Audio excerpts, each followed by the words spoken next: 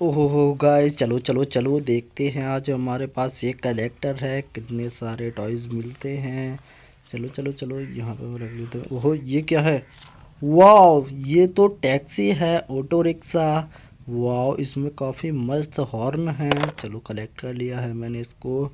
और देखते हैं क्या क्या मिलता है हमको। ओहो, वाह, ये तो सुपर बाइक है। वाह, इस पर राइडर भी बैठा है, काफ़ी मस्त लग रही है ये तो। ओके गाइस, चलो कलेक्ट कर ली। और देखते हैं। चलो चलो चलो। वाह, ये क्या है?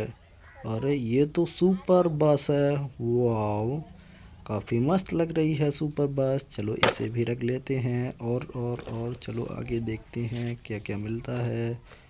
ओके, यहाँ पे क्या है ये? ओहो, पुलिस कार। वाह, काफ़ी मस्त लग रही है वाइट कलर की पुलिस कार। चलो चलो चलो, इसे कलेक्ट कर लेते हैं। अब आगे देखते हैं क्या क्या मिलता है हमको। ओके, ये क्या है? वाह, फोर व्हील ड्राइव 4x4 गाड़ी। वाह, काफ़ी मस्त लग रही है ये भी। ओहो, वाह, चलो चलो कलेक्ट कर ली है। चलो चलो आगे आगे आगे चल के देखते हैं क्या क्या मिलता है। ओहो, ये क्या है?